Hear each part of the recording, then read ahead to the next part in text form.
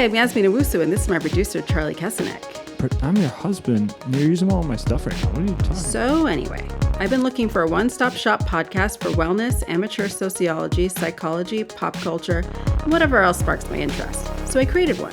We are limited to no lanes. We hit the gas and get into it. This is Peaked. Press play.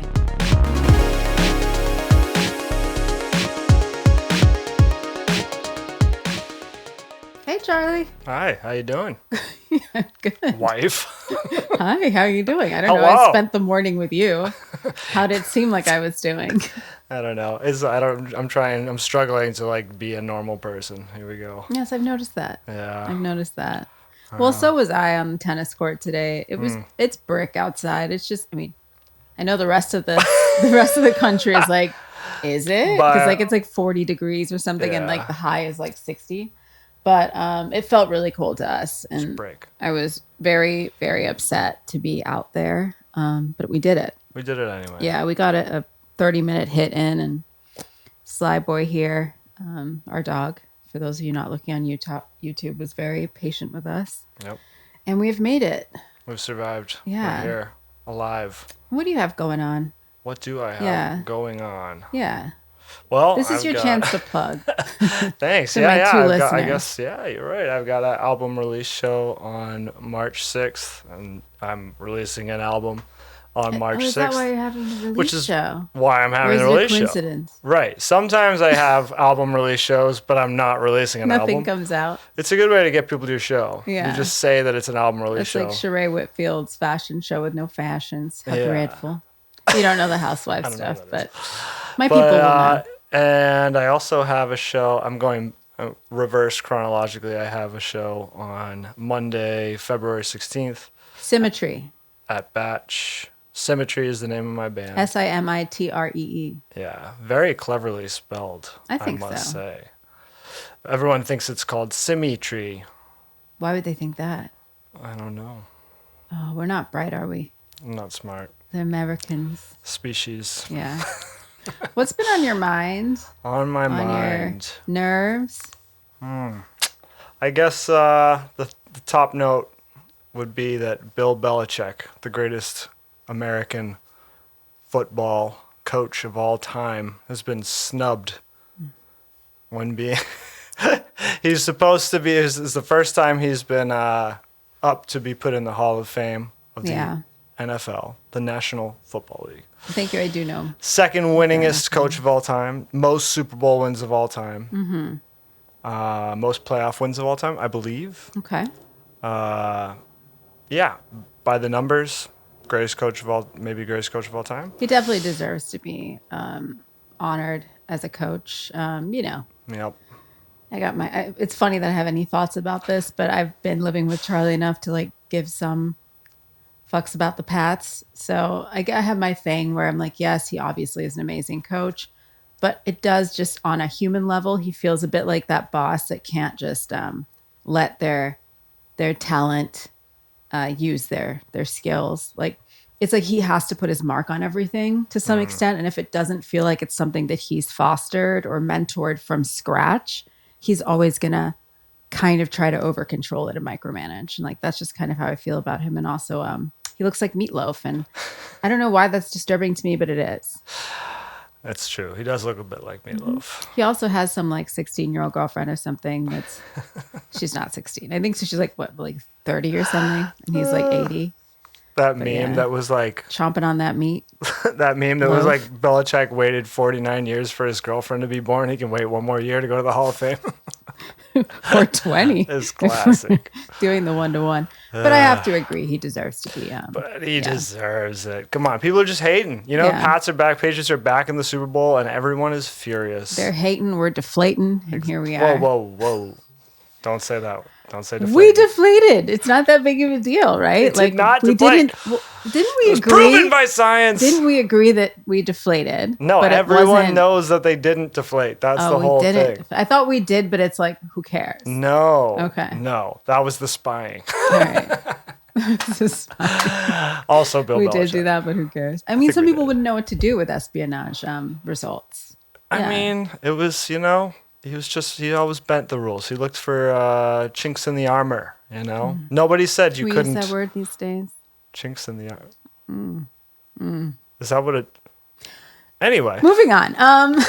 So today we're gonna have a different kind of episode, but I might make it a series. Yeah. Charlie and I don't know if I'm even gonna make it a movie series or if it's just gonna be something that's sticking in our crow collectively. Since I don't get to have Charlie on every episode, he's a busy guy. Very busy. Multiple musical projects and also teaching music, making that face and all that kind of good Very stuff. busy. But we do have some common gripes. We maybe talked a little bit about our common Rick Rubin gripe, where we both just do not feel that this man is checking he's not correcting people when they sort of say he essentially writes other people's and he like makes music, and he doesn't do any of that, right? He's more like a curator. He comes in and he's like, play it more orange, and then he puts on his like, guru outfit and walks around barefoot, and we're all supposed to like be obsessed with him, right? Yeah. So that was one of them. Another one that we have in common, and we have for years, and you'll know why, because this movie is super old at this point. We both hate freaking Whiplash. I hate Whiplash. We hate Whiplash, and that wouldn't matter. You don't like movies sometimes. Should be fine to hate Whiplash. The issue with how we hate Whiplash is that people we respect, love, and agree with on many things are always hyping up Whiplash. We'll meet a new person and be like, man, that was fun. We had beers together, and I think we're going to become friends with those people. Then we'll hang out with them again. They'll be like, you know what movie I like? You're a drummer, right, Charlie? Charlie's like, yeah, I'm a drummer. I loved Whiplash. And then we just have to kind of sit there and grit our teeth, just knowing we're just going to always kind of take the respect. No, I'm not kidding. We don't like lose respect for people we love, but it's maddening. It just feels like you feel like you're crazy or you're being gaslit or something. Yeah. Every time someone says it. It was just recently on a list of like the top movie, and it was like high on a list of top movies of the 2000s. Thus, in the first quarter of the century or whatever. I'm like, are you kidding? That movie and social media for some reason. Social network, right? They get some, I don't know. They get kind of called they were big in award season, and they still get recalled as like being amazing movies, like being put next to like, I don't know, freaking Citizen Kane. And I just feel like these are all movies that could be on like ID. Yeah. You know what? I don't even know if they play that kind of movie on ID, but it just feels like it's on the free Roku channel. Yeah. Definitely. Not the free Roku 100%. channel. But yeah, so we want to kind of just go over this, and it's maybe just a bit of an exorcism for us. The movie's so bad that we needed to have a whole episode about how bad this movie is. We will be heard. It's a hate session. Yeah. Welcome to Hate Sessions. If you haven't seen this movie and you plan on seeing it, then this probably is not the episode for you. But I would suggest rather than consider this spoilers, consider it not having your life spoiled. Yeah. So we will talk about it. We'll completely ruin the plot, but the writers and directors did that anyway. Exactly. So it was already just consider it all even. So to start off, I will explain the premise of this movie essentially. So Miles Teller and J.K. Simmons are the main actors in this movie. And I'm not going to remember their names in the movie because I hate this movie and I just have refused to absorb it. Not. So I'm going to name them by their government Christian names. Yes. And maybe get those wrong. But so these two. So Miles Teller is a young man who's fresh into college, and he's in a very prestigious music academy, akin to what Charlie went to. Charlie went to Berklee School of Music, which is like one of the best music schools in the country, high up there. And so he is a drummer, much like Charlie. This movie's about Charlie. This movie is about me. Take it away, Charlie. No, yeah. Continue with the premise. It takes place specifically at a jazz conservatory. You're right. I don't like the way you did that with your hands, and I'm glad that not every listener can see it.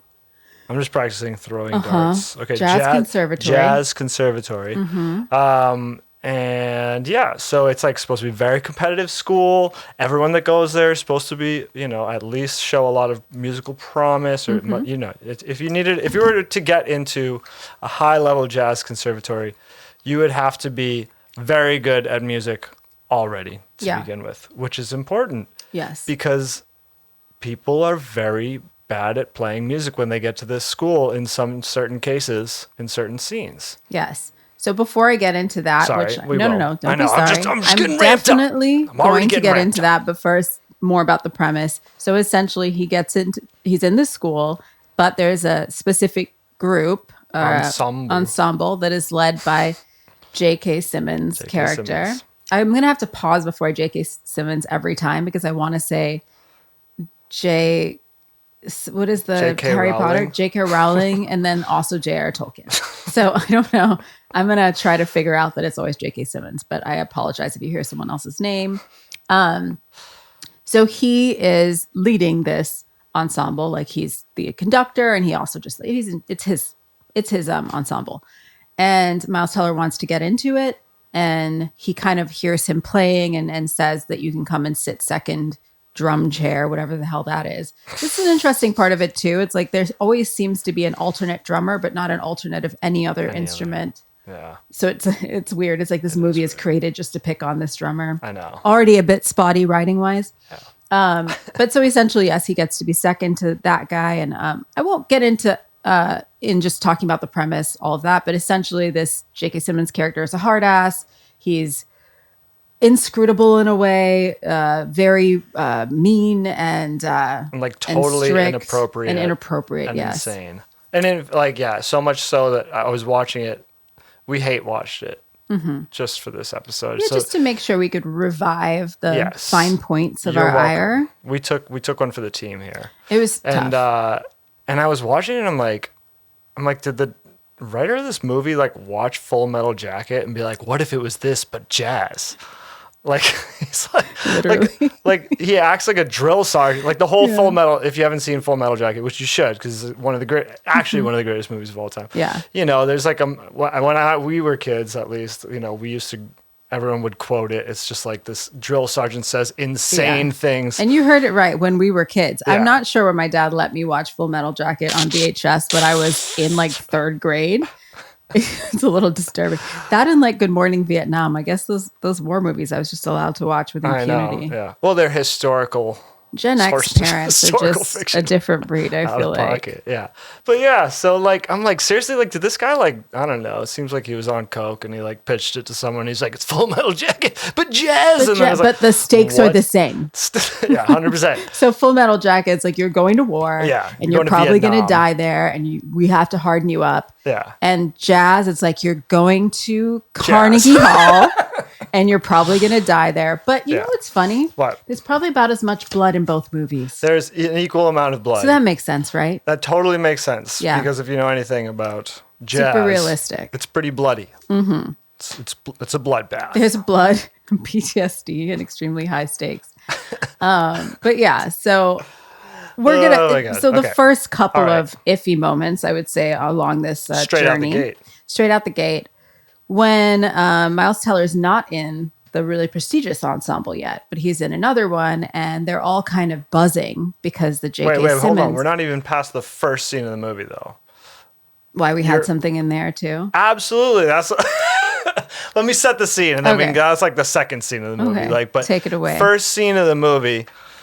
And again, I'm gonna try not to go like super hard on technical gripes here, but there are a lot of technical gripes. I think that is important. That's what I'm here for. I am a drummer. I am a musician. I did go to a jazz. I can give the layman's just like bad writing, piss you off stuff, and you can give the.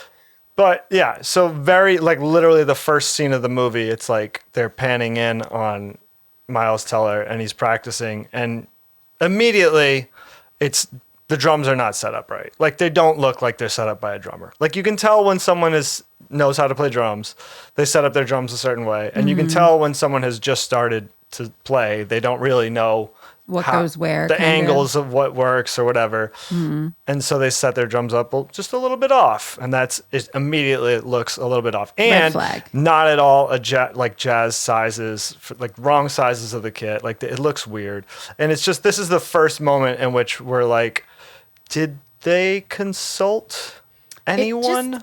We'll talk about this a lot, but it just does kind of feel like whoever was in charge of wrote this movie was asked like, so it's about drumming and like really serious musicians, like session musicians and stuff. Like, so we probably want some kind of drumming consultant and maybe just orchestral consultant in general. And he was like, I think I got it.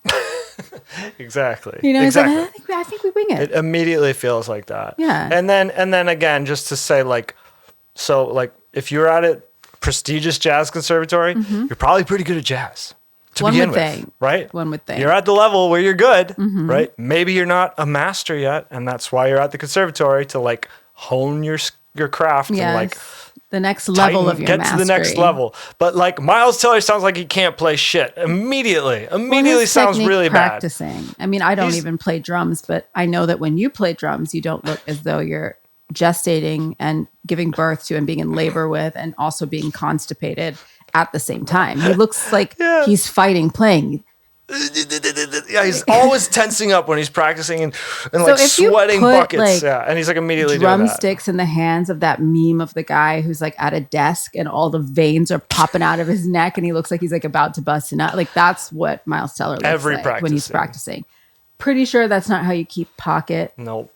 So that's the very first scene of the movie, and J.K. Simmons walks in on him practicing and whatever, gives him the hard ass routine and just kind of like brushes him off, but it's like that's kind of our introduction to the whole thing. Anyway, so yeah, take it away. Next important scene to the plot is they're in a lesser, not the J.K. Simmons ensemble, but they're in like a lesser kind of mediocre, ensemble more room. beginner ensemble for lower level at the conservatory ensemble. Yeah. And what happens? Yes. So J.K. Simmons comes in, and I'm thinking he comes in to check up more on Miles Teller, who now he's kind of scouting potentially to like move up, right?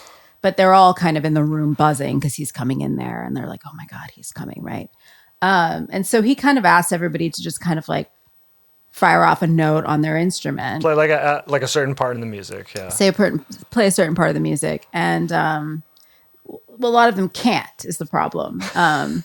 Right, like one guy will play and it sounds fine. And then one guy will play, it sounds not so good. And then one guy plays and it's like, yeah, was it a trumpet? It was trumpet, and it sounds like he's never played trumpet. It sounded like Tom Sandoval from Vanderpump Rules when he was playing the trumpet and driving everyone crazy. It was like, I mean, honestly, that would be your last day at the academy.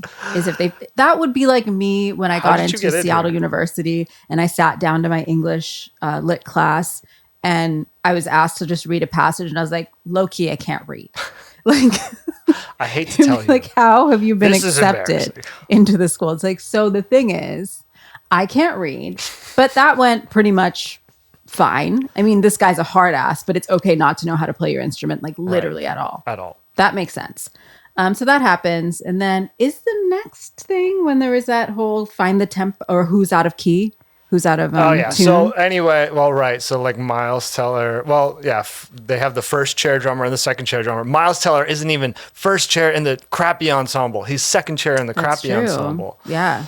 And so J.K. Simmons tells the first chair drummer to play whatever, like play a up-tempo jazz ride pattern. And like he does it terribly, absolutely terribly. And then Miles Teller does it passably. And again, it's like, this is not high level at all. And also it's like so ridiculous it's so stupid the way that he's like judging them on like 6 notes of music. Mm-hmm. He's like, he gives them literally, he's like, play it. And they're like, da da da da. He's like, you. Yeah. He goes, stop. He has this like arm motion where he like grabs air and like, is like, no more, cut it. Yeah, and so like, it's and then dramatic. So then he tells Miles Teller to come to this fancy, like really good high level, the best ensemble at Schaefer, at the best conservatory in the country. Like he's made it on that. On like 2 notes. On 2 notes. And so whatever, yeah. So then he goes to this, well then he like oversleeps and like almost misses his chance, like the biggest chance of his lifetime to like, I'm like, okay, I get it. Kids are stupid, but really, that's really what's going to happen. But this kid also like has no friends. It's not like he's like, partying. It doesn't make any sense. Like he seems like all he does is like practice in the way he practices and like whatever. Yeah. Before also we get into this, let's talk a bit about the cuts and calluses from his practice session. Oh, that's later, but is that later? Definitely. Okay. Well, so we'll go into like when he first enters this class. I think one of my biggest ones as a just layman was that at some point during this rehearsal. So yeah, we're in like the best ensemble. We're in the best. There. He's on the second chair. Second chair. I think during this scene, he's maybe been like given a chance on drums. I remember me being like, oh, is it him who's out of tune? Like, so he was in contention to be out of tune, I feel like. Oh no, he had he's a tuned drummer, the drum never- kit. Yeah, you're crossing wires. Yeah, Yeah. The first chair drummer walks in and he says, tune the kit to B flat. Yeah. Which is also not really a thing. I mean, drummers We'll will explain that. Drummers will tune certain drums to certain notes, but Certain parts of their kit. yeah. So you Yeah. have a snare, a tom, Because they and wouldn't all and a be bass tuned drum. to the same. If they were, it'd be insane. They're all like way different diameters, so they all have different pitches, Right. you know. And so like he says, tune the kit to B flat. And I mean, now, okay, if I'm being super, what's it called? Generous here. Like if I'm giving charity to the writers, then like he means tune it to the key of B flat.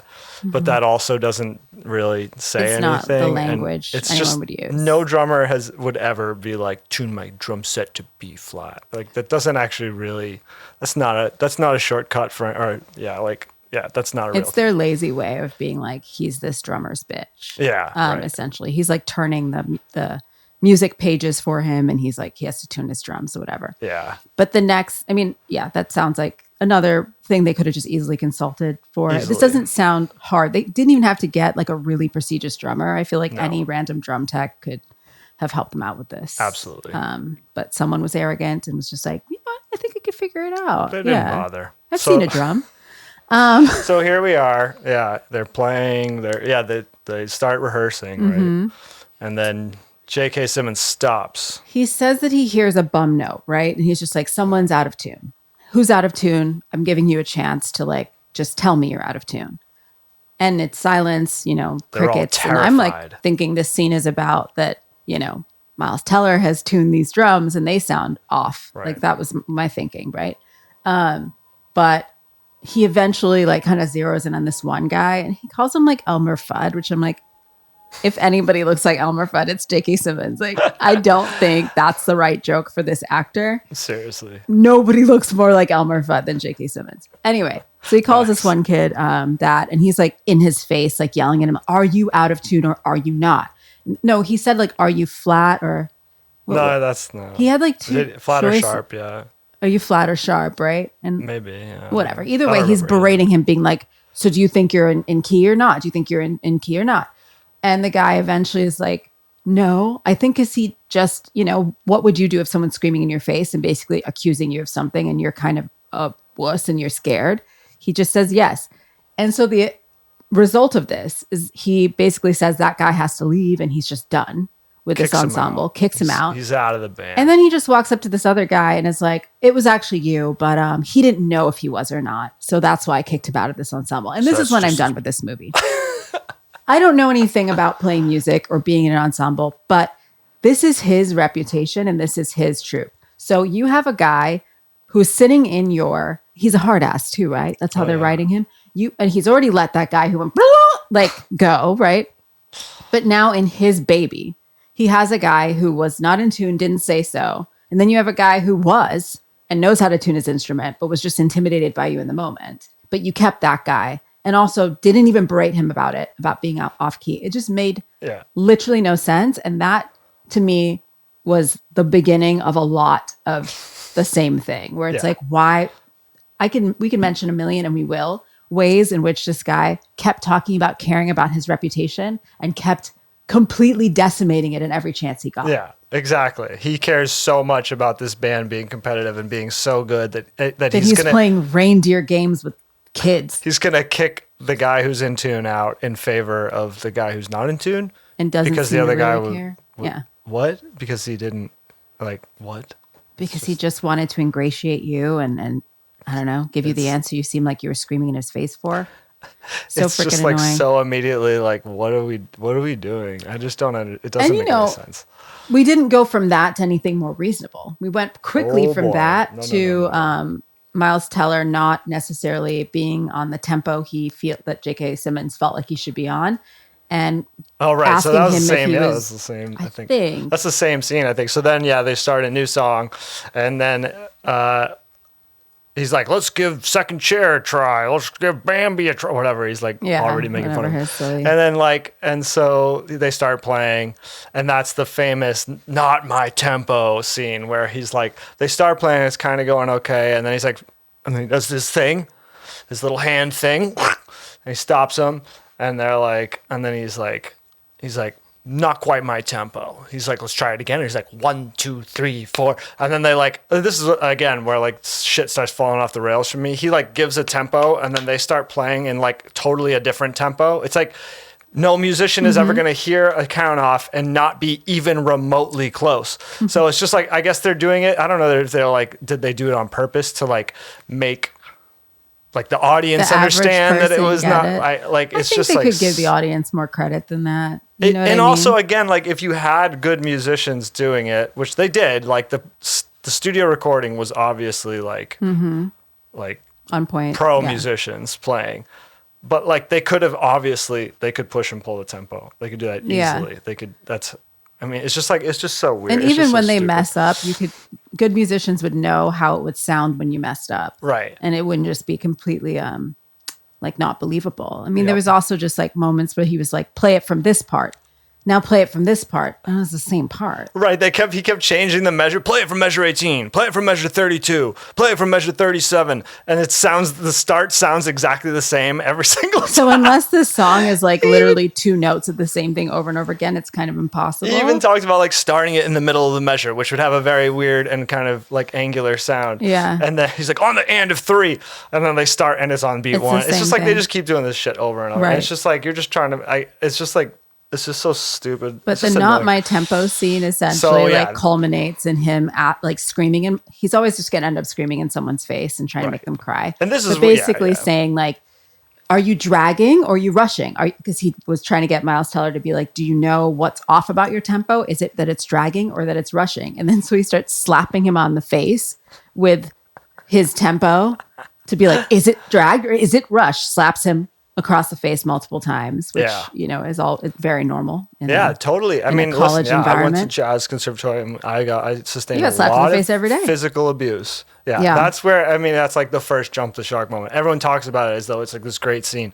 It's so outlandish and ridiculous and absurd and stupid. Like it's. You obviously have no nuance if that's how you're writing a scene. Like it's so stupid. I mean, of course, people want to be in this prestigious room, but they could be in a really prestigious room where they got that guy fired. And I think he would maybe be able to do that to 2 people, and the third one will get him fired. It's so crazy. It's so obnoxious. So anyway, the like fallout of that is like Miles Teller leaves and he's like, oh yeah, I think J.K. Simmons is like, better hit the practice room. And so Miles Teller... Here we go. Miles Teller does. Does he? Oh, does he ever? There will be blood. In like an insane like Under Armour commercial style shot, like they keep showing like this, he's sweating insane, and he's gripping his sticks, and he's squeezing them, and da-da-da-da, which by the way, you don't do that. You never squeeze your sticks. That's not how you do anything well in music. And so he's like gripping them so hard that his hands keep bleeding. He keeps getting these blisters and they're bleeding, and his hand is just bleeding, and he's putting band-aids on band-aids on band-aids. What? He's just free bleeding on the drums. No, 100%. There's blood all over the drums. It's horrible. It just shows his dedication. It's a bloodbath, and he's putting his hand in ice baths, and again, War it's as like hell. An annoying thing, a dumb thing, but the blister isn't even close to where it should be. Like the place where he's bleeding, there is no possible way your hand could bleed that way from holding a drumstick the right way. Yeah. In fact, another you couldn't even hold friend of ours. It happens on like the back of his hand. Like you can't think about it. If you're holding a drumstick, how is it going to be on the back of your hand? Like it doesn't make any sense. It's so stupid. I mean, it's another thing that just seemed really easy to get right. And I do remember Kevin, our friend, who's also a percussionist and drummer, being like, that was a completely wrong place to get a blister or callus. So if you don't want to take Charlie's word for it, I've definitely heard that from more than one drummer. And I just feel like they could have talked to more than one drummer or any drummers at all and found that out right quick. Yeah. But yeah, I mean, this culture sounds completely realistic and completely fine to be going on unchecked in a really prestigious university for a long time, right? Totally. And we know that it's been going on for a long time because at one point when these two are locked in their push and pull of a relationship, Miles Teller is we'll start with this insane scene as well. So now J.K. Simmons not only has Miles Teller as second drum seat, he has now pulled in a guy from that less prestigious thing to be the third alternate. And by the way, alternates still exist only on drums. There's no trumpet player in the wings. There's no upright bass player in the wings just waiting to get in there. This is piano just player hanging out. Drums. Now there are three. There's three. One of everyone else, three of this guy, right? Just hates him, I guess, is the premise on site. Anyway, so now he's pulled in a third one, presumably just to mess with both of them. Right. And he starts again with his okay, play this. One of them plays get off the drums. One of them plays get off the, and he just makes them rotate off and on the drums. And they're playing terribly, by the way, according to Charlie. They're all playing terribly. It does not sound like music at all. Yeah. Not even close. And he just wants him to play as fast as possible, it seems. Yeah. Like at a breakneck pace. Exactly. He's like, look at the tempo marking on this. You see that? It's 3:30. 3:30. Are you going to play that? And so then they proceed to by the way, then the tempo that song ends up being is nowhere near 3:30. But either way, they have to keep it. Either way, they have to keep it. It seems like the exercise is to play until you pass out. Yeah. And then someone else rotates into the seat and they just keep the entire ensemble there until, I don't know, they die. Yeah. So he does that. And then he says essentially he earned the part, I guess. So Miles earns the part. Keeps going faster. But not before going into his room. He goes into his office. Miles Teller goes in his office and was like, I can play it. Fuck that, whatever. And he seems out of sorts and we don't know why yet. And it turns out essentially because he comes into his rehearsal space the next day and is like, let's just put our instruments down. I have, play this music for you off this CD. And we're trying to figure out when this movie is set with the CD situation. Maybe it was post dated to be in the 90s or something like that. Yeah. I did notice Miles Teller went with his dad to this movie theater called Rafifi, which I'm pretty sure is a place I would go party when I was in my 20s. So that would have been 2006. And I think it was an old movie theater. So I think when it was a club, yeah. Yes. So I think it was set when that was actually a movie theater before it became this venue where I lost all my ID. Yeah. But also weird though that there was only a couple things that said that it was. You almost couldn't tell if it was a period thing except for these two things. So it was kind of odd. But either way. So we basically find out through him just playing the CD that it's his old student who has died. And at this point, J.K. Simmons says he died in a car crash. Yeah. We find out that's not the case. Either way, so now we're creating this intrigue around that. Reverent ambiance about this past student that, and he said that in that speech he gives about that past student, he said, I heard a kid play in his practice room. Couldn't get his scales right. Which is just again, the most. How was he in college? The most non-musician thing to say. He couldn't play scales. There are countless scales, so sure, you can always learn more scales. But couldn't get his scales right. It's just, it's not something a musician the would language say. Doesn't make sense. It doesn't make sense. And it's I don't know how you would not be able to get your scales right. You just would. I don't know. It's just so stupid. It's, again, nonsense. Moving right along. Just another... It's saying something you couldn't paint on easel or something like that. Right, yeah. What does that mean? I don't know. Couldn't get his colors right. It's couldn't get his colors right. It's too broad. Doesn't make any sense, yeah. Another ding-dong thing to say. Yeah. But listen, we have not even gotten close to the absolute... I've already said when I've lost faith in the movie. And that was when there was the scene where, he kicks out the guy who had his shit perfectly in tune and in favor of the guy who was off and doesn't care. It's already getting stupid. Then the drum merry-go-round thing was insane. I feel like we didn't even sell it enough. These dudes are all sweating buckets and dying. And listen, drumming, it can be, they've shown heart rate gets elevated. Playing up-tempo swing, absolutely. It's very tiring. It's very, whatever. But again, if you were playing like that, you wouldn't, even if you're playing up tempo at your fastest pace, you're not tensing up and sweating. you shouldn't be. You know what I mean? You should be loose and relax and do it. So it's just like, it's just absurd and obnoxious. And anyway, and way over the top already. Would you say that it would ever warrant making a Dave Matthews face, like while you're doing it? You mean John Mayer face? Well, is that Dave Matthews I feel like too? a lot of what John Mayer does seems to be Yeah, borrowed. good point, You don't know good about point. Dave Matthews' face? I thought that was more a John Mayer thing. My bad.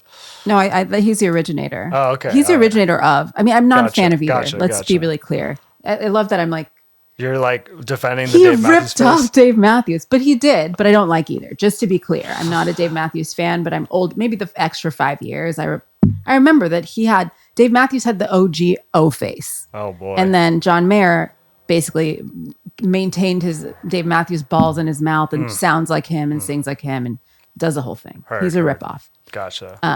But a better guitar player. Anyway, moving on. So Where were we? Well, we're about to jump the shark. That's where We're about to jump the Miles shark, Teller and I can't believe we haven't earns already. this super hard part. He earns this this super fast thing, which and again ends up not actually being a very fast arrangement at all. Doesn't make any sense. But it's like I don't understand. They go through this whole thing, like the whole movie is like J.K. Simmons keeps repeating like up tempo swing, and then the arrangement that they choose to use, which again is played by real studio musicians in the actual recording. They don't even choose an up-tempo swing version of the song. Of course they don't. Why would Makes they do sense. a thing like that? Anyway, so he gets chosen to do it, and then he's like, after this like shit show of like the drummer merry-go-round where he's exhausted them all and made them all nearly die, they have the gig tomorrow. So instead of spending time rehearsing the band, he's spent time torturing the drummers, and now they have the gig tomorrow, and they're not traveling together, by the way. Also odd. Not traveling together. Miles Teller has to catch a bus to make it to this performance. Not traveling together. No. Maybe just Miles Teller has to catch the Probably just him. Or just only the drummers. Only the drummers have Only to the catch their own drummers have buses. to catch their own buses and planes, trains, and automobiles. Right. So he catches a bus and then he gets to the town and he's like, where can I get a cab? And they're like, you can't get a cab. You have to call ahead. And he can't get a cab. So he runs to like a car rental place and he's freaking out. And he leaves his sticks at the car rental place and he gets in the car and he shows you on the GPS 10 minutes. So he's driving and someone's calling him, where are you, man? You know, I don't know why that guy talks like that. The Kool-Aid man calling him on the phone? 100%. He talks. He's like, where are you, man? Like, I don't know who they didn't pay this extra either just to do the voice acting for that. He'd be like, he's going to kill you. It's like, all right, Mr. whatever. T was on the phone? Yeah, Mr. T also. Either way, yeah, someone is calling him and being like, we're about to be on the stage or whatever. And we really just have to emphasize, this is going to be in front of J.K. Simmons' peers. This is his reputation. And this is what he's doing with it, right? Yeah, right. So essentially, he does roll in 10 minutes late, ish. And he's told consequently by J.K. Simmons, he's off. Like, you're not playing tonight. You're not playing. You're late. And he's like, you're late. Which, by the way, you think he's your best drummer, and you don't want him to play because he's 10 minutes late, and you want to put some bum on there Who's because never that's going rehearsed to the make you song look great. with Who's the never band. rehearsed, is not ready at all. That sounds right. Makes sense. Reasonable. Totally makes Either sense. way, Miles Teller's like, no, fuck you, and it gets kind of He's nuts. freaking out. But he's like, I'm good. I could do this. And he's like fine or whatever. Yeah, but J.K. Simmons he's like, you don't even have your sticks. Right. And then he was like, shit, my sticks are at the car rental place. Right. But he just says, my sticks are in the car. Let me go grab them. So he kind of lies. Right. Acting like he's just going out to the car, but he actually has to drive all the way back to the car rental place, which he tries to do. And consequently, he said, like, if you're not on this stand at this time. the other or guy's whatever. going on. Right. And so he does it. He races back, and what happens is So he gets into a car accident. He's hit by a truck, T-boned semi-truck by a semi on his side too. on his side, Yeah. driver's side, semi hits him, T-bone. and he comes out of it bleeding from the head. First of all, you're hands dead if that fucked, happens to you. dead. 100%. Is the truck driver's being like, wait, we need an ambulance. No, he just decides he's going to crawls run out to of the his car. gig. At this point, the first time we watch this movie, which we watch in the movie theater, by the way. Oh, no. So imagine you've paid No, this wasn't that long ago. It was I want that money $13 back minimum. still. We Who had do I paid talk to? for probably a matinee because someone people were like, oh, it's a drummer movie. It's amazing. J.K. Simmons, he's going to be an Oscar buzz minute. So we go see this movie and this moment happens and I'm just like, We're out. I'm gonna fuck somebody up for like letting me sit through this UPN original movie. Like People we once insanity. liked told us that it would be good. Gets hit by this car, runs to the rehearsal. Anyway, he's being called like, where are you? Blah, blah, blah. Walks in. And I will say this is the funniest part of the movie to me. When When J.K. Simmons sees his bloody face and he's just like conducting. And then he's like, no, but all right. That maybe is the only comic beat of the whole movie. I know. And again, by the way, the math of it, none of it makes any sense. Like, even if he like zipped back or whatever, like he's still late and they're all standing on the stage waiting for him with the drum chair empty. So they're all on stage, but he didn't put the other drummer on. Where's the drummer? The 800 like drummers that are waiting in the wings to take his spot. This is exactly what they're for, isn't it? This is exactly what they're for. And they're the understudies. They're not even sitting on the throne. Yeah. So like they're literally on the bandstand waiting for him, which he said he would never do. Of alternate drummers somehow is not paying off. But you're right. Like, even though it was that moment is like, you're like, what am I watching? It is absolutely hilarious when J.K. Simmons sees this bleeding, bleeding from the head, from the eyes, drummer, like from the ears. And he's just like, he's like there. He's like, I'm ready. But one of his, I don't know, fellow ensemble guys is just like, what happened to you? Yeah. Is that all you have to say? He literally got hit by a truck. And so and then it's like it's jumped the shark already 10 times. And then he starts playing, and because he's like concussed and like maybe dying, he like starts making mistakes. And J.K. Simmons walks up to him and goes, You're done. Out. You're done. You're done. It's over, or whatever the fuck. Yeah. It's like, what? What am I watching? Why did you let him play when he walked in looking like that? This is your reputation. You are a serious musician, musical mentor. You're doing this in front of all your peers. Yeah. You want to get more jobs of this kind. And you let this dude come up bleeding from the head. This guy has traumatic brain injury, probably. Definitely. And you're like, yeah, go ahead. It sounds like a good idea for you to play. I don't know why I have 7 alternate drummers, but this is not why. This is not when I would put someone else in. Is like when one of my drummers gets hit by a motherfucking freight train. It's so funny. Insanity. And that's far from the end of the movie. No. We're not even...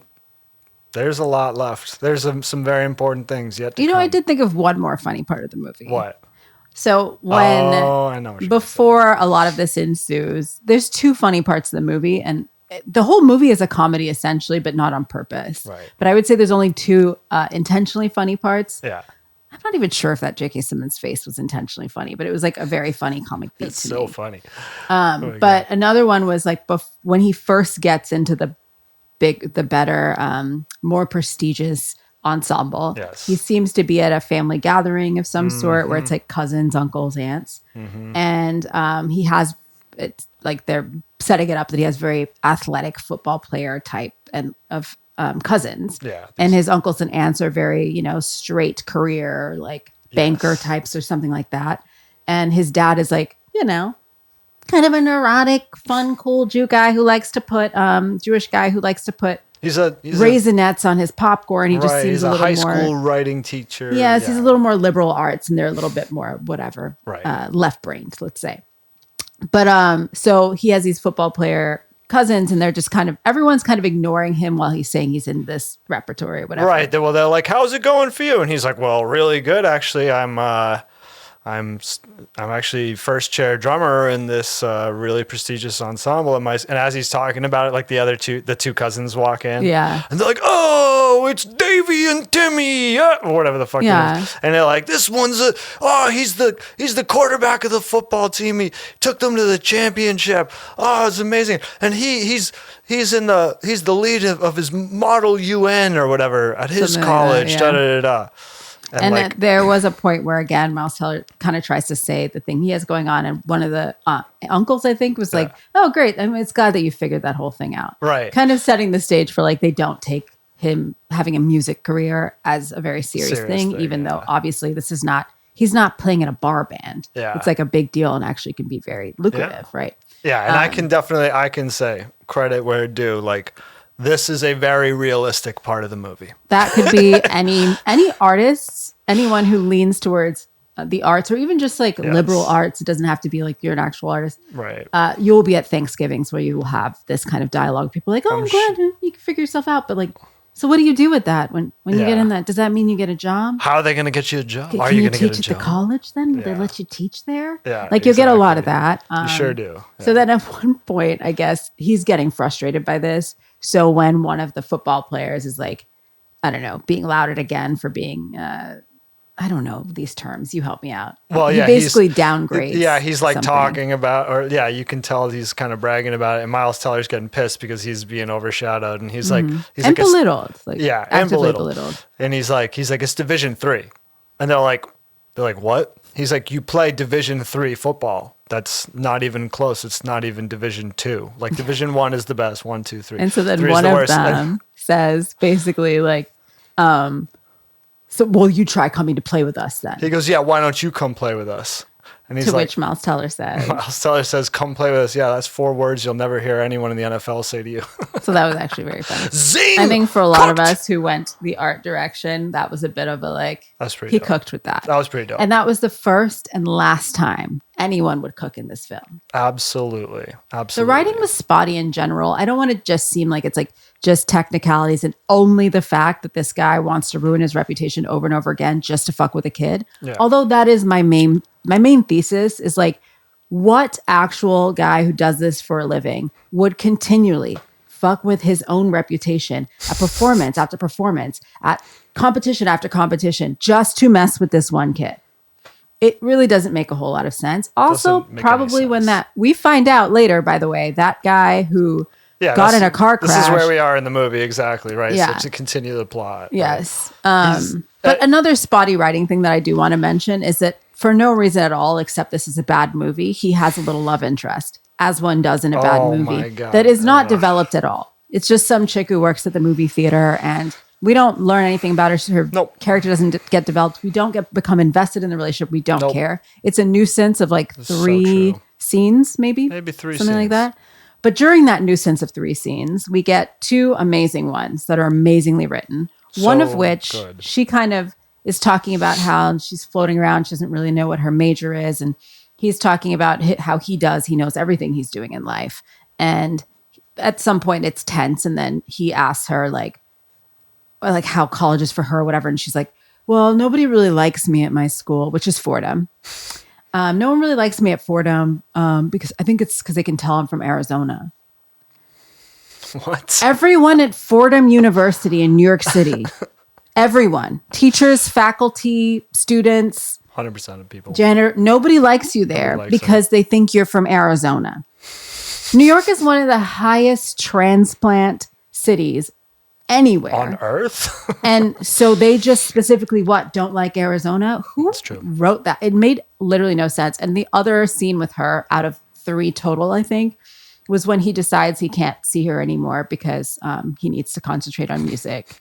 And I think it's been memed where like people just like lick tahine and like it's like you're breaking up with me, but there's tahine on my cup, because like he's just making this self-righteous, really annoying speech about how he's going to have to really focus on like making his hands bleed and like getting in car crashes or whatever. Anyway, let's bring ourselves back to where we were in the movie. All right, so back to the plot. So the next scene after the like, you're done. After Miles Teller is like sustained the worst concussion of all time and has somehow miraculously survived being struck by a semi truck. The next scene is like he's at a meeting with his dad and the lawyer is like, this man has done this to more than one person. We don't want any money from him. We just want to make sure he never does it to anyone else. And then she's like, have you ever heard of da-da-da-da? She says the name of the guy that he was talking about, that J.K. Simmons was talking about. Got in a car accident and died. Dying, yeah. It's funny that they chose the guy who couldn't do scales. He couldn't do scales. Couldn't play scales. Yeah. And she's like, he wasn't in a car accident. He hung himself.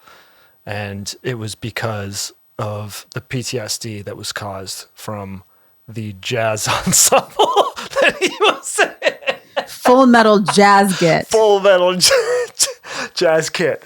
Oh my God. I mean, there were some similar God. kind of tactics that drill sergeant would use. Like, for example, I when he made them all rotate on the seat or whatever, sweating it out while the entire rest of the jazz ensemble had to wait and be there late night. Very similar to when, you know, that the main character in Full Metal Jacket basically like what he messed up made everybody else have to do crazy runs or whatever. Yeah. I speak English. Yeah. They had to like do Boot camp shit.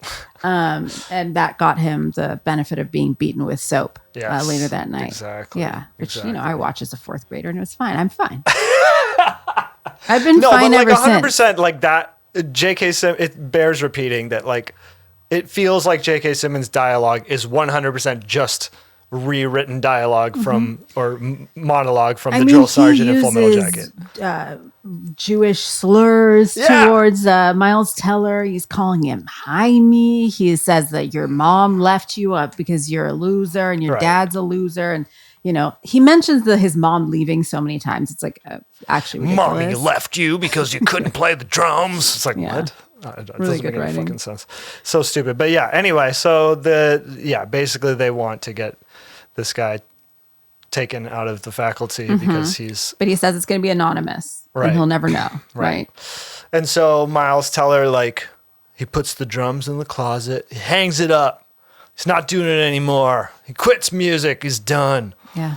And then one fateful night in the Lower East Side, he's walking down the street and he sees his old instructor, J.K. Simmons' name on the marquee or like the sandwich board of a little jazz club. It's not a marquee. It's a sandwich board. That really came down quick. It did. You're like, the marquee in lights in Times Square. No, actually, it was on a sandwich board. It was a sandwich board. A piece of shit little jazz club. Yeah. And then here's another like annoying technical thing. Like this guy is like the hard ass jazz guy. Like, sorry, that wasn't English. He's how unhinged my leggings looked sitting up like that. He's this crazy, like he's supposed to be this insane virtuoso who's, you know, loves this crazy hip jazz and is not messing around at all. And so we go into the jazz club and he's like literally playing like YouTube 10 hours of Cozy Cafe jazz. They don't know what Cozy Cafe is. People know what Cozy Cafe is. Okay, I thought that was just an us thing. It's like it's like Starbucks jazz, you know, like you know what I'm saying. Jazz. Like it's like the idea of it's basically smooth jazz, but without like the. It's not funky at all. It's like jazz it would be in a Woody Allen movie. Yeah, it's always like brushes, like. Yeah, and it's all very like twinkly and There's calm, a lot of brushes. and it's like he plays nothing hip at all. It's like the corniest, like lamest shit you've ever heard. And again, fine, maybe you're like, we want to be super charitable here. Maybe you're saying like, oh, he's lowered his position and now he has to play this kind of jazz. But he looks like stoked playing like the corniest, lamest solo you've ever heard. I don't think we're supposed to think it's corny. And like that's he what I'm has his saying. little fedora. It seems like we're supposed to think this is like cool. He's like, well, at least I'm still gigging or whatever. I feel compelled before we continue on this path to mention that earlier I said I thought Cozy Cafe was our thing. We do not. Charlie is not into smooth jazz and super brushy. That's not our thing together that we do. It's like he plays that for me and I gaze into his eyes. No. My dog, Sly, who's sitting right here, really likes when I put a YouTube thing that's called Cozy Cafe on, which it puts on the screen a scene of a cozy cafe or a ski chalet or something, and it plays this very corny jazz. So just to be clear, Charlie, drummer who has his band Symmetry, is not enjoying or playing this kind of music. We can move on now. I'm not above the Cozy Cafe. It's fine. He is above the Cozy Cafe. He's always tried to destroy it. Like he tries to like put on more, I don't know. Okay, so I maybe started to make a playlist that was called Not Corny Cozy Cafe. Not maybe. You absolutely did, and you put it on my phone. What you don't understand is he doesn't... Sly, that's his name, not Charlie. Sly doesn't want any hip licks. Sly does not want hip licks. He doesn't want anything busy. He doesn't want a cool fill. He wants that really straightforward, snowy day in New York, you know, Woody Allen-y Melody jazz. only. Melody only. I get it. Yeah, before the allegations. Was there ever before the allegations with Woody Allen, though? No, there wasn't. Oh. Anyway, so he's playing at this terrible jazz gig that we're supposed to actually think is like, it's not the college, but it's like he's cool. He's hip. He's cool. He's locked in the village scene. But it's not. It's super lame. Anyway, and so like Miles Teller tries to leave as they're wrapping up, but then J.K. Simmons sees him and calls his name. He's like, Clay. Remember, it was supposed to be anonymous that he complained about him and that he did get fired consequently, but he is not supposed to know. You can see what I'm leading to here. Right. That it was Miles Teller because it was all done anonymously.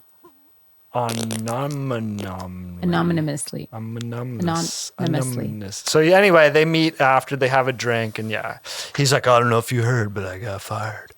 Or he's like, I didn't say it. He's like, I'm not teaching at Schaefer anymore. Mm-hmm. And he said, I guess I ruffled the wrong feathers. I know it's hard for me to imagine. Ha ha, buddy. And like, it's like, whatever. They're supposed to be I just want everyone to be Charlie Parker. Oh, but yeah. I never got my Charlie Parker. He gives this like, I just want to push people past the point of being, like just okay, just good. Want to be great, whatever. Yeah. He wants to push them from not knowing how to play scales to killing themselves, is what I'm hearing. That is what he did. Yeah. Anyway, so they walk out together, and then J.K. Simmons says, I don't know if you heard, but the JVC Jazz Festival's back. And I'm doing a good job. What does the JVC Jazz Festival stand for, you think? You got one? No. Continue. Just very corny jazz. I don't know. Okay. Thank you. And he's like, I got asked to open this up, and I've got a pro band. It's like, obviously it's a pro band. It's a fucking real gig. What are you talking about? Pro band, a bunch of the best guys in town. But you know what? The drummer's not cutting it. Can't play an up-tempo swing. It's like, what? Again, what? Pro drummer can't play up. Okay. Also, it seems like this is late in the game for you to be like, the drummer's not cutting it. I know. So he's like, what do you think, man? Don't you want to do it? 6 alternates? Yeah, exactly. I'm sure he does. So what do you think? He invites Miles Teller to be on this gig. And we're like, I guess we're supposed to think, wow, this is quite a reckoning. I mean, it turns out he always respected Miles Teller and really actually liked his drumming. It's just trying to push him, right? Right, Yaz? Yeah. That's what's going to happen. That's what we hope is going to happen. The end of the movie is going to be... We don't have a lot of hope left. It's going to be... He's going to give him the music for the show, and he's going to learn the music. They're going to play together. And they're going to play together at Carnegie or whatever. At Carnegie? It is at Carnegie Hall. It's important to know it's at Carnegie Hall. So it's a big deal, right? Mm-hmm. Everyone knows it's a big deal to play Carnegie Hall, right? Big deal for J.K. Simmons. And we all know J.K. Simmons cares about his reputation. J.K. Simmons cares about his reputation. He doesn't want a crappy band. Mm-hmm. He wants his ensemble to be perfect. Right, Yaz? So if you wanted your ensemble to be perfect, right? And it was your band, your name on the this is your name that's at stake. What are you going to do? You got 2 options. You could make the band sound good. One. Or you could fuck over some child. So we just have to establish, though. So far, his reputation, his untarnished reputation involves putting a guy on stage who's bleeding from the head, who then cannot hold his drumsticks and has to leave. And then... Not rehearsing the band before that in favor of torturing drummers for some reason. Why did he leave his last job? What's the resume gap about? This is also part of his reputation because he drove someone to kill themselves. Oh, right. Yeah. So this is maybe a time you want to keep your nose clean? Probably. Maybe. No, I think what he's going to do is he's going to... Harry, all right, I won't break it. Let's tell it like it is. All right? So then... We're going to give it to you We go to the scene. Miles Teller is playing at Carnegie Hall. Mm-hmm. Oh, my God. Amazing. His dad's there. Dad's in the audience. Not his mom. His mom left him. Dad's probably a little trepidatious. He's playing with this crazy character again. But hey, you know what? They've made peace. This is going to be a great moment for my son.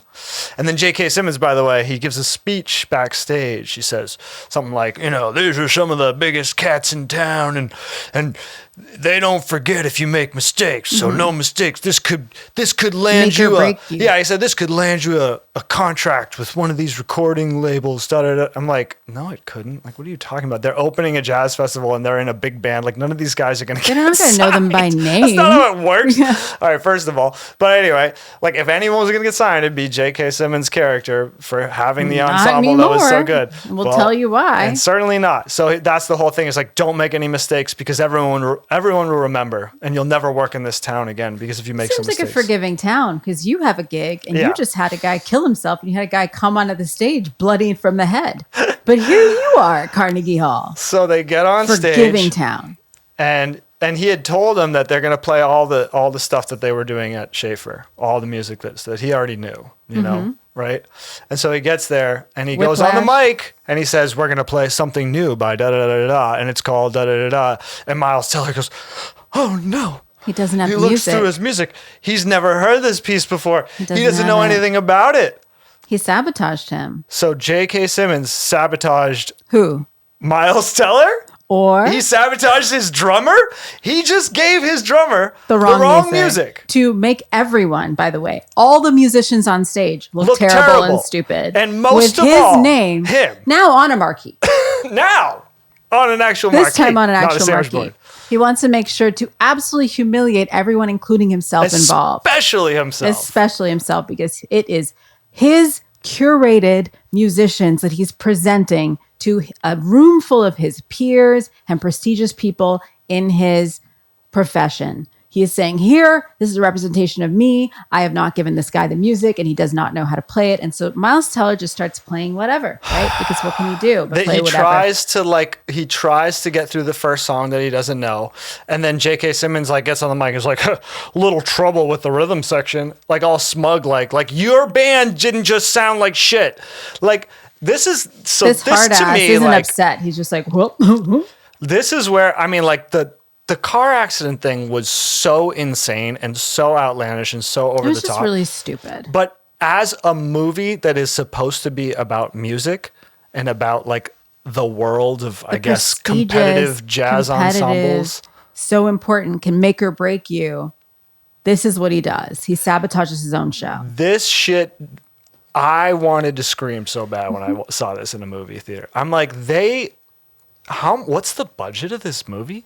Like, this movie got put into theaters. You made me sit through it. Like, you told me this was going to be good. And now was like an years award later, season phase. years later, people are still talking about it as though it's a real movie. Literally. I mean, Absolutely it culminates furious. in basically like Miles Teller just going off book and like playing an insane solo. And Well, he goes, so then he calls Caravan, the up-tempo swing fucking song that we've heard so much about, Yeah. which again is not even at the tempo that they say. That shit really bothers me, I we're guess. just having to let a lot go at this point. He calls a tune and he's like, all right, Caravan, 1, 2, 3, 4, which Tell me. if Miles Teller doesn't have the music that the other guys have, they don't have the music to fucking Caravan. So Oh, that's now true. they're supposed to know this specific arrangement Yeah. With of a this specific breakneck song tempo. that they don't fucking know. Like, and now, and he's like, just follow me. Yeah, he's like, I'll cue you in. He even says to Yeah. J.K. Simmons, like, I'll cue you in or whatever. And so he's just playing this insane solo, and it goes, I guess, great. I mean, I couldn't tell you. Charlie could tell you. It goes great. They say it goes great. It culminates. The most annoying thing too with that drum solo is, well, there's so many annoying things. One being that everyone was saying that Miles Teller played it, which he didn't. Any of the parts that sound even remotely like real drumming, he definitely didn't play.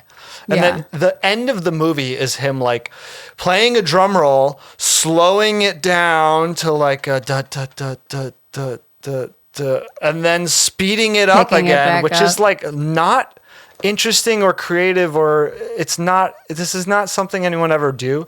And J.K. Simmons keeps going faster, and it's just like this, like, oh my God, what are we doing? And so that was the other thing. J.K. Simmons starts to be like won over by Miles Teller during this drum solo. and then he ends hated the stupid. him so much to do all of this. Yeah. Hated But then him he's so like been much. won over because now he's one of the greats or something. Yeah. I guess. But like then they do like this grand Screw all the rest of the finale. musicians. Grand finale to the song, and then the movie ends. Well, That's it. basically, he looks over at Miles Teller and gives him kind of a face of like approval, like he Yeah. like nods at him approval, and Miles Teller beams, and that's the end of the movie, and we all feel really satisfied with that, I guess. It's probably the worst ending to one of the worst movies I've ever seen. It was worse the second time round. So much worse. I forgot exactly what the ending was. Like I remembered the whole like set him up to fail, set him up to make all the other people involved look stupid. I remembered that, but I didn't remember that we're supposed to be like, oh, he got his approval now, and that's supposed to be satisfying in some way. Yeah, This guy exactly. is actually psychotic. So who Exactly. cares? And he shouldn't be working in the business. He made someone kill themselves. I mean, it sounds like we need this to be about this completely unhinged teacher who like needs to be in jail. Or I don't know, something else. But like this is not doing really anything for me. It's mentally. so crazy. He wanted so then like we're all I just like I can't believe we're all supposed to be happy that now he got his approval. What next? What are we doing? What is going on? What This movie happens makes no next? sense. Like it makes absolutely no sense. And that's why we don't like Whiplash. Yeah. So all the times that I've had to sit there and grit my teeth when someone has been like Whiplash and I'm there, and I don't like to yuck people's yums. Like I also hate that phrase. I But I don't hear like you. to poo-poo on the things people like to them and be too cool for school and all of that. Like if you say you like a band that I hate, I'm liable to just let it ride and be like, For oh sure. yeah. I won't get into specifics. I like to just let things go. I like to let people enjoy the things they enjoy. But if you saw me look a lot as constipated as Miles Teller looks when he's drumming, it's probably because of this. I don't like that movie. I'm saying this to camera. I don't like that movie. I don't want to talk about that movie. That movie makes me really freaking angry. It makes me rageful. And you're saying like it's worse the second time around. Like I forgot how long that scene is at the end. It goes on and on. This shitty drum solo just keeps going and going. It's so bad. It's so bad. It's so bad. And you don't have to be a drummer and be like picking at the minutia. But also, But it doesn't help. You shouldn't respect filmmakers who didn't feel like they had to consult with anyone who arbitrarily knows about any of this. Yeah. And also just a little bit of common sense. I think I don't need to know much to know that you can't get into a prestigious conservatory and be If you can't a play at all. no-playing motherfucker, in the words of Quincy Jones. Although apparently you can be a Beatle and be one. We'll get into that too, by That's the way. another- The that could be Beatles another might one. be another. And that's a like it, Yeah. but want to discuss it. I might have a few movie episodes because I do want to discuss that Beatles documentary. What is it called? Yeah. Let me tease that today. Get Back. Get Back. That is a. That's a juicy one. It's literally just like film footage of actual musicians. So Yeah. that is as real as it gets. That's Yeah. that is the most fly on the wall documentary too. It's Plenty of pretty- comic beats in that one too. A lot of comic So, beats. comic A lot of Yoko moments. Yeah. Yeah. But yeah. So I think we probably went longer than you may have intended on this. But yeah, there's a lot of rage. We did what we had to There's do. a lot of deep-seated rage about this. I had no one to absolute talk horrible about movie. this too. And so that's what this one is. I just hope that we can change the narrative a little bit. I just never want to see this Maybe on. you just never thought about it that much, and I understand that the there's something about the score and how they manipulate you emotionally with it, the whatever that I think people could think is like really compelling. But this is not Birdman. This is a stupid ass movie that if you hadn't heard what you heard about it before you saw it, you wouldn't be really surprised to see it playing on UPN. Yeah, this was before Birdman, right? I believe so. It's too bad. Antonio Sanchez, the drummer who played on that Birdman thing, would never let any of this happen. He would have never let this happen to me. He's a tennis This guy, happened too. To me. Likes tennis. Oh, is he? Good to know. Anyway, yeah. But yeah, I've kind of calmed down a lot, like the end of the movie where that tempo calms down. I feel like I got a large amount of my rage out, and that's what I really hoped would happen with this. I hope we never talk about it again. I hope no one does, but I don't believe that that's gonna. Let's be put the it case. behind us. Let's put Whiplash in the back, in the rear view window, in the rear Let's view put it mirror, where Blockbuster and is. put it away. Put Send it to it the rest. way of Put it to CDs. bed. Put it where Rafifi is. R.I.P. R.I.P. Rafifi. Well, that's All right. about it. Yeah. I think we've done that. To death. We have done that. You've seen this movie now. Yeah. And you understand truly what's wrong with it. And Everything. I felt really here I go. I'm like, we're done. But I felt really similarly, but not as strong about Sinners. That's a new one that's cropped up where people really love that movie, people that I respect and I get along with I'd forgotten in terms of media. And I just thought that was a freaking turd. And I want to nip that one in the bud before like 20 years later, it's on like top 5 movie lists. One of the worst movies I've ever seen. It's going to give me a drive to succeed as a podcaster so I can dispel the horrible rumor that Sinners is a good movie. Sinners is, I feel like it's like if you're a musical person or not, and we are definitely not musical people. If you're a musical person, saying like you like musicals. Maybe you can accept that in some way as like a sensationalized, like theatrical whatever. People but said it's a that about terrible La La movie. Land too, but I liked musicals when I was a kid. Yeah. And I think if you had given me La La Land and you'd given me Sound of Music, I would have been like, Sound of Music is compelling and La La Land is a turd. Also, just like generally like chill with zombie movies. Like I think it has finally chilled out a little bit, but good Lord, enough with the zombie trope. Like I'm just like, and the fact that like we're watching it too, we didn't even know, and we're just like, oh, it's a fucking zombie movie now. But the thing is, that movie for me, they just did not develop the characters at all. And so when things started to happen to them, I was like, I don't know these people. What do I give a fuck? Nonsense. Yeah. I don't know this Asian couple. I don't know these like randos.